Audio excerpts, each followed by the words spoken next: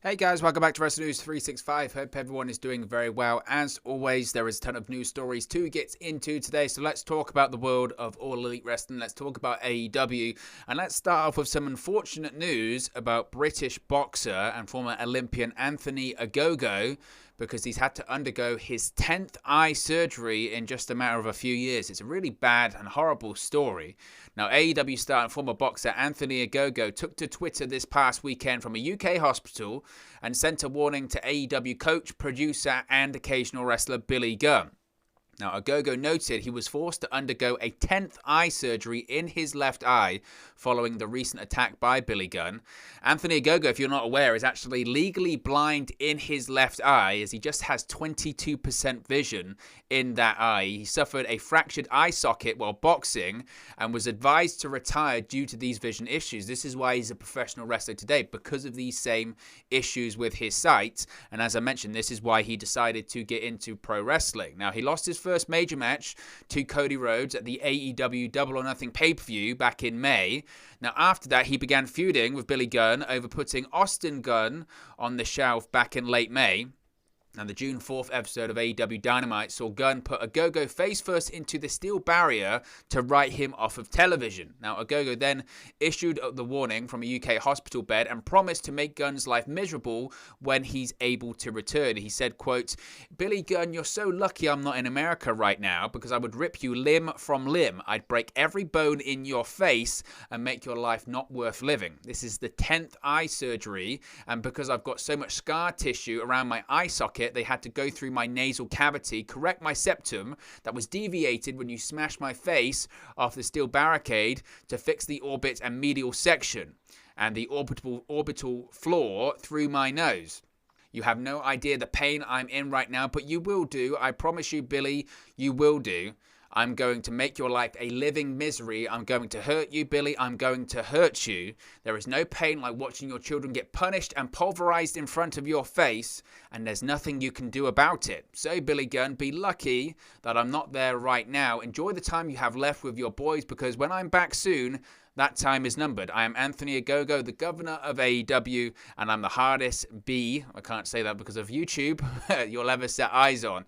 Now, there's no word yet on when Anthony Ogogo is expected to be back on AEW television, but look, Anthony, he's been very honest, and again, this is why I've said this a few times on the channel when we've spoken about Ogogo, because over here in the UK, if you're not a subscriber of the channel from the United Kingdom, if you're based in America or around the world or whatever, you might not have been as familiar with Anthony Ogogo prior to him coming over to AEW, but the issues around his sight and his eyes are well documented over here. As I mentioned, this was a guy that was well known. He's well known just by the general public, to be honest, over here in the UK, because of his time being an Olympian. Again, he was a bronze medalist at the 2012 home games here in London, and there was a lot of hope for him in his post-amateur career as Olympian, that once he went professional in professional boxing, he would do very well. And obviously, as we've spoken about, that got cut short because of the eye injury, and it became just a nightmare for the guy. It became an absolute nightmare for the guy, that he had so many operations on his eye and it never got fixed. I think he tried a couple of comebacks at boxing, but every single time, I mean,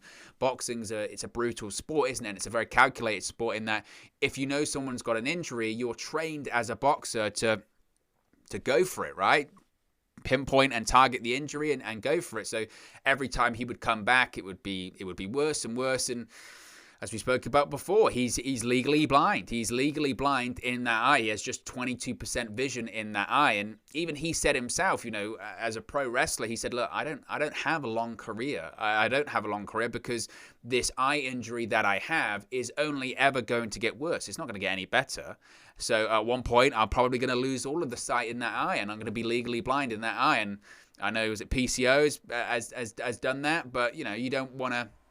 It's a risk. It's a massive risk for him and his family and, his health and all that kind of stuff. And he always knew he was wrestling on borrowed time. He always knew that. And he still is. And I'm sure he'll come back and he'll try it again. But that was my concern just in general, to be honest. Once he starts talking about the real extent of his injuries to his eye, you do then start to realize that, man,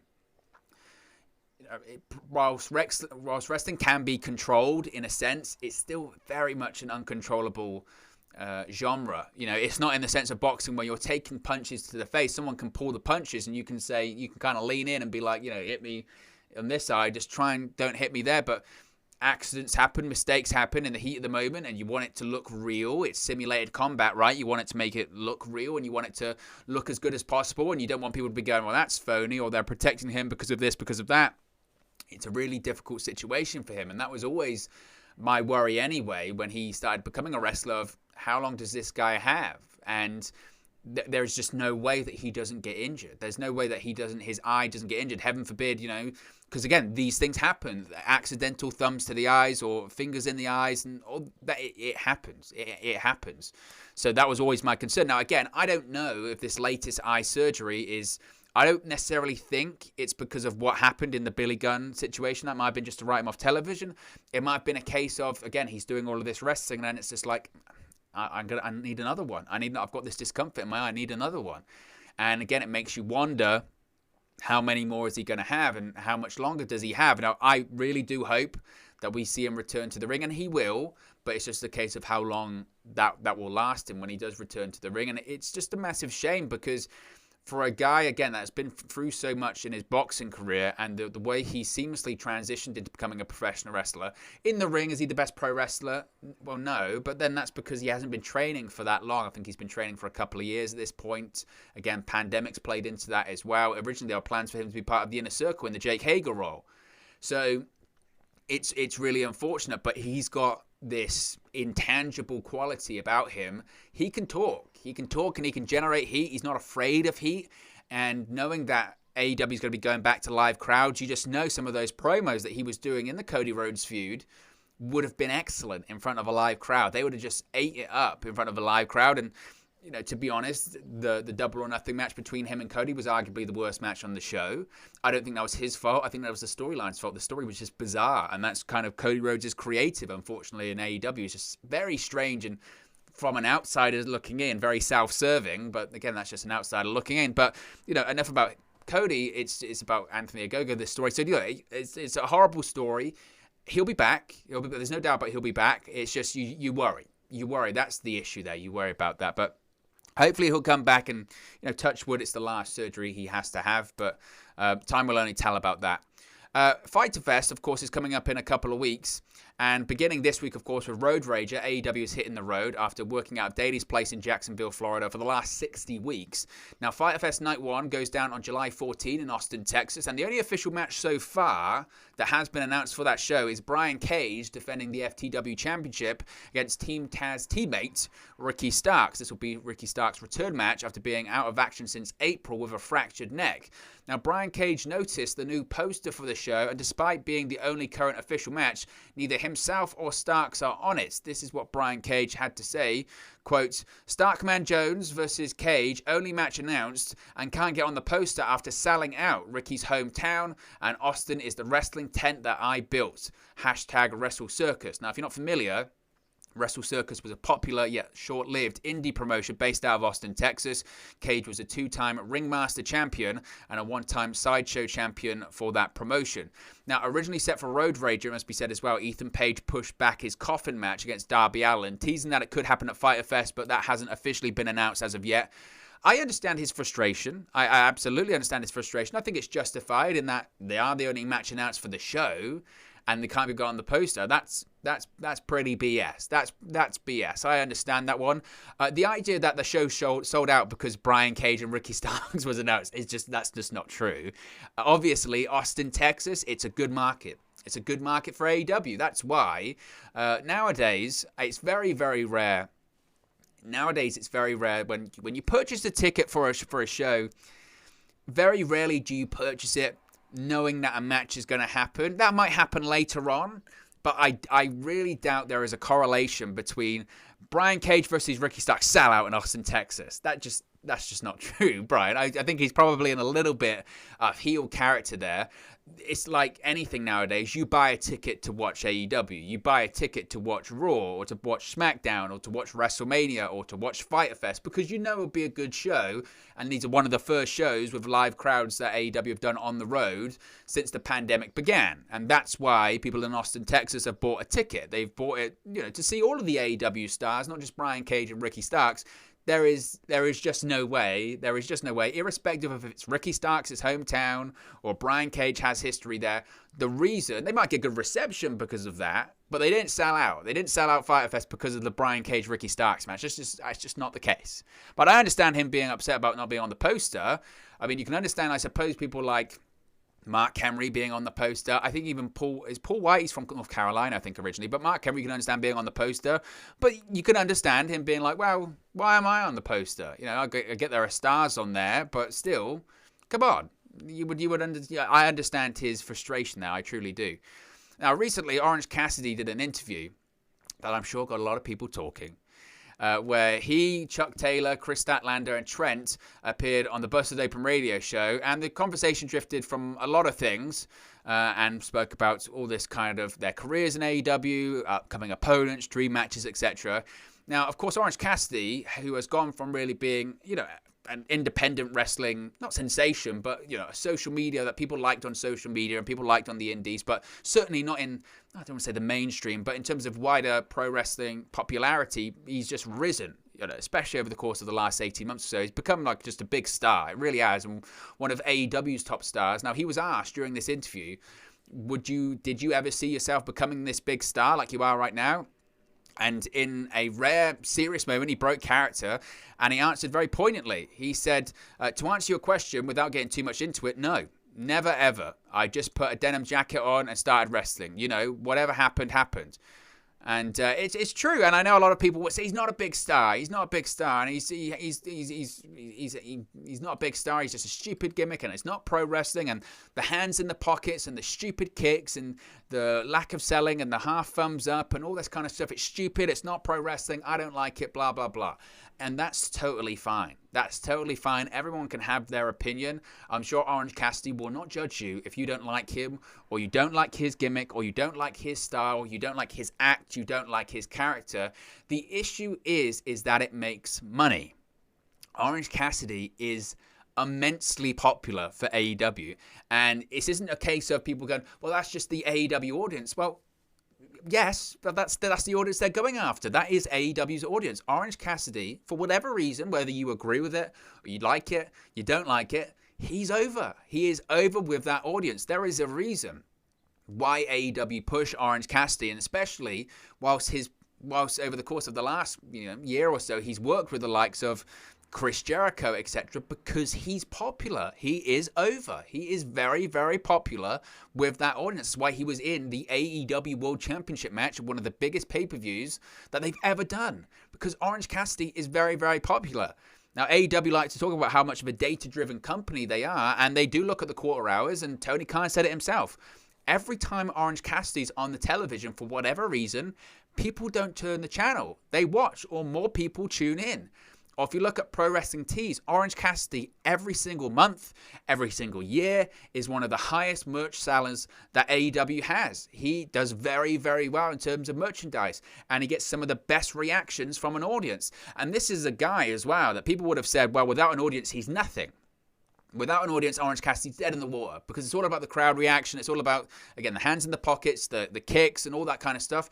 But they were wrong. They were wrong. Without an audience for the last 16 months or whatever, Orange Cassidy's popularity has increased exponentially. Imagine what happens now when they return to the road, they return to touring, and he's even more popular. He's more popular than ever. He's selling even more merchandise. More people are watching him than ever before. This whole narrative that Orange Cassidy, is stupid, or the character's stupid, it doesn't work, or it can't draw money, or it doesn't get over. Unfortunately, for those people, they've got to eat a really large slice of humble pie because they're wrong. They are absolutely wrong. You can like it or you can not like it, but Orange Cassidy is over. And in every single metric you want to measure, he is over. When you want to measure it by merchandise sales, he's over. When you want to measure it by audience reaction, he is over. When you want to measure it by quarter-hour ratings, he is over. If you want to measure it by social media metrics, the guy's over. He's popular. And again, people can go, that's just the AEW audience. Well, who cares? That's the audience that they want. That's he's working at AEW. So if he's over the AEW audience, it doesn't matter. Right? That whole argument, I think at this point is beyond flawed, and I think people just need to give him the credit he deserves. I really do. And I'm not massive, sometimes I'm a little bit like, okay, it's a bit too much, but he's over. He's popular with loads of different demographics as well. He's over with kids. People are dressing up as the guy for Halloween. And yet you've still got people in the audience that are my age that love him, or older that love him. They like it. They like it. And that's, you can't argue with that. You cannot argue with that. Now, Kenny Omega obviously debuted a bit of a new look this past week on AEW Dynamite. All of the Elite did. They all had egotistical mustaches and facial hair. I thought it was excellent, by the way, especially Nick Jackson looking like Joe Exotic. Now, this past Wednesday night on Dynamite, many fans noticed AEW World Champion Kenny Omega and the Young Bucks and Brandon Cutler and Michael Nakazawa and everyone had new looks for their facial hair. Now, once Omega came out to the ring, fans immediately said that he was trying to pay tribute or mock Triple H circa mid-2000s.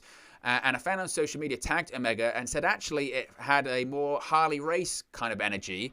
And the AEW World Champion responded to confirm that he had Harley Race in mind when trimming up his new look. He said, quote, "Ding, ding, ding. To be honest, Triple H never crossed my mind. Totally forgot about that phase of his career." And to be honest, again, I know people will say, oh, he's trying to be Triple H. But again, you have to remember, Triple H, when he had that look, and again, it's these fans that want to make everything WWE versus AEW. Oh, they've got to have a war. We've got to have a rivalry, which is just nonsense. But you have to remember, when Triple H had that similar look, that was a tribute, obviously, like Kenny Omega, to Harley Race, but it was also a tribute to Lemmy of Motorhead, who also had a similar kind of facial hair. And Triple H's one was actually slightly different to that. Triple H did have, like, the mutton chops at a certain period of time, but Triple H's was more that one that sort of, I mean, I don't know if you can tell, no facial hair's growing on my face, but it was kind of the more sort of like that, which was more in keeping with the facial hair that Lemmy had at points in his career. So I always felt that it was a mixture of Harley Race and Lemmy, whereas that one, as Kenny Omega said, it was just meant to be a tribute to Harley Race. And again, it's facial hair. Who cares? Realistically, who cares? Who's looking at, not everything's a shot, right? I know Eddie Kingston recently did shots to WWE after Dynamite in that promo. That they were shots, but this was not. This is a beard. This has got nothing to do with WWE. It's just constant, right? Speaking of appearances, Jon Moxley is now bald. Stone Cold Jon Moxley has shaved his head, apparently, and has surprised fans about this look. Now, Jon Moxley can be seen sporting a new look with his hair trimmed short in a video that's currently making the rounds on social media. Now, Jon Moxley has kind of been on hiatus recently, of course, with the paternity leave, shall we say, after the birth of his daughter with Renee Paquette.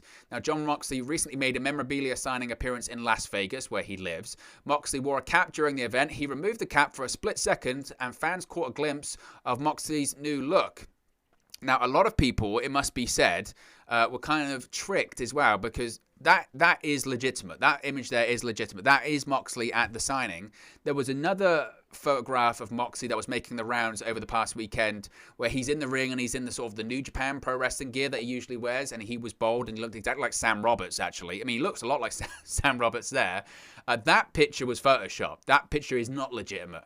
But this is what's so crazy about it. So there is a picture going around of Jon Moxley who is where he's bald, which is photoshopped and is fake. But Jon Moxley is actually bald because that picture there is legitimate. That he genuinely has got a shave. It's very confusing. Either way, Jon Moxley is now bald. He is now bald, but one of the pictures going around is fake. One is real. That is the real one. So Jon Moxley's got a new look. As for when he'll return to television, I mean, it could be at any point. I guess I would probably say maybe a couple more weeks, but could be at any point, considering that AEW's back on the road now and they're selling tickets. They're going to obviously want to have one of their biggest stars, but it's a case of when he wants to come back, and when I'm sure that date of when he will come back has already been agreed, to be honest with you.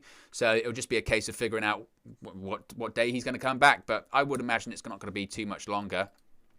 Darby Allin, it's a bit of a short story here. Darby Allin has trademarked his name. AEW star, former TNT champion Darby Allin has filed to trademark his ring name with the United States Patent and Trademark Office. He trademarked Darby Allin for entertainment services, namely wrestling exhibitions and performances by a professional wrestler live or broadcast media. This is nothing new, to be honest. Most wrestlers in AEW do own their own names, unlike WWE, which is a good thing. Now, as was noted previously, the former AEW TNT champion will also be appearing in Jackass 4. The movie is set to be released in theaters worldwide on October 22nd, 2021. I think that's going to be a real big thing. Not just for AEW, but for Darby Allin. I could see a lot of people getting very familiar with Darby Allin and AEW during that period of time. What would be interesting as well is if we see any other Jackass crossover onto AEW during that time period. If Darby Allin's going to be in the film, I would think that maybe you could have some of the Jackass stars appear on AEW during that period of time. That would be very good for AEW too. Finally, Ethan Page has discussed how he kept his AEW Revolution debut earlier on this year as a secret. Now, he was a surprise at the event, and he spoke about how he was going to keep it a secret, the steps he had to go through to keep the appearance a secret. It was very, very interesting. Very interesting. Now, obviously, the former Impact star talked about the process behind keeping the AEW a secret. Page said that his final few appearances on Impact were pre-taped. He had to get back in shape quickly as he was inactive for about 4 months. He said, quote, "The hardest part was between my previous employment, which was all pre-taped. So the last thing I did in the ring was November, and I had to pick a ruse in early March. So there was a huge downtime of about 4 months not being active in the ring. I had to book private sessions in a closed-down wrestling school during the pandemic, and Canada is very high restriction level, so I had to manage that. From there, I had to come all the way from Canada to Jacksonville and not be spotted. I think this was one of the first real openings for a crowd when they had people traveling into Jacksonville, because I did get spotted at the airport, and I felt like such a DI, you know the rest, that I just ignored this fan, and they started walking, and thank goodness the masks were there too." Now, Page was irked by the fact that he had to ignore fans to preserve the secrecy of his debut. He added that having the mask on did help him. As far as his run so far, Ethan Page, I think it's been okay. I mean, look, I do a lot of Impact content here on the channel, and I was very much of a case of I felt he should stay in Impact as long as Josh Alexander was there, and then they go together to the North. The North will team together again in the future, and it will happen in AEW. I just don't know when. Josh Alexander could stay at Impact Wrestling for a while, though, at this point. I don't think that's completely certain at this point, but I think he's done okay. My whole point was that I didn't get with Ethan Page is, why would you leave such a great tag team to go into another tag team that's lesser in AEW, a Scorpio Sky? No disrespect, but it's not the North, is it? So that is what it is. But look, guys, as always, this is just one man's opinion. What are your thoughts on all of these AEW news stories we've spoken about today? Let me know your thoughts in the comment section below. I'll do my best to respond and reply to all of your comments. Really enjoy interacting with you guys, talking about AEW, Impact Wrestling, New Japan Pro Wrestling, WWE, all things pro wrestling here on the channel. So be sure to get involved in the community, drop a comment below. All opinions are welcome. If you have enjoyed this video, please do smash a like on the like button too. Really does help us out here on YouTube. Go up the rankings and get into people's recommendation feeds if they haven't seen our videos previously. But most importantly, if you haven't already, please do subscribe to Wrestle News 365.